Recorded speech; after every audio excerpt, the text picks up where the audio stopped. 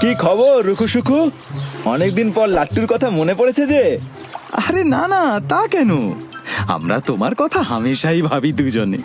ও তাই মাঝে এতদিন দেখা ছিল না বুঝি। বলো বলো, কি দরকার বলো। এই রে, দরকারে যে এসেছি তুমি জানলে কি করে? আমি সব জানি, সব বুঝি।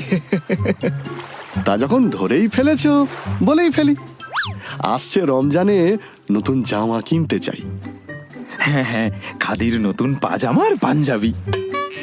তবে পকেট গড়ের মাঠ। তাই তো তোমায় তলব দিলাম, বুদ্ধি দাও কিছু। দুজন মিলে কামাই যাতে কয়েকশো মাথা পিছু। যা বুঝছি সমস্যা বেশ গুরুতর। ভাবতে দাও, আমায় আরো ভাবতে দাও, দেখি বুদ্ধি কিছু বেরোয় কি না। না তার আগে বলো, তোমাদের দাদা বুদ্ধু আলীর খবর কি? সে এখন বাড়িতে, যা একটা ধড়িবাজ হচ্ছে না দিন দিন। বলে কিনা আজ আলীবর্দীর পোশাক পরবে এবারে রমজানে। হ্যাঁ, বলে কিনা নবাবী পোশাক, তাতে থরে থরে হিরেমতি রাখা, কত নাকি আঁকি বুকি। দূর, যত সব বুজরুকি। সে তাই বলেছে নাকি? তবে একটা বুদ্ধি দিই শোনো, যদি কাজ হয় কথা মতো, আসবে টাকা চাও যত।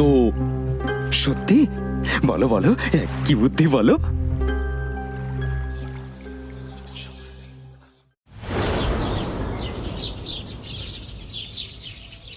বাহ বাবা, খাসা খাসা, পেটটা ভরলো এতক্ষণে।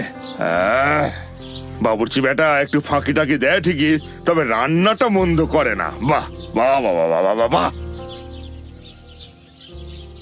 এই এই ছোড়া দুটো, বলি তোদের কি পড়াশোনার বালাই নেই?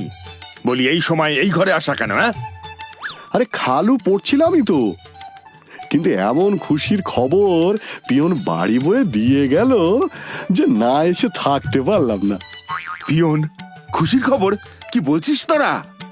হ্যাঁ, পিয়ন এক্ষুনি এই চিঠিটা দিয়ে গেল, একবার পড়ে দেখো না। স্বয়ং মন্ত্রীর দপ্তর থেকে চিঠিখানা এসেছে গো খালু। এ কি বলছিস রে? মন্ত্রীর দপ্তর থেকে চিঠি এসেছে? এ কি লেখা তাতে? এতে লেখা বুদ্ধু আলী দাদাকে সম্বর্ধনা দেওয়া হবে। স্বয়ং মন্ত্রী তাকে ডেকে পাঠিয়েছে। সে কি রে? কেন? আরে ও যে শহরে শোরগোল ফেলে দিয়েছে নবাবী পোশাক নিয়ে। সেই যে বাদশাহ আলীবর্দী খাঁ, তার পোশাক পরবে বুদ্ধু আলী এবারে রমজানে।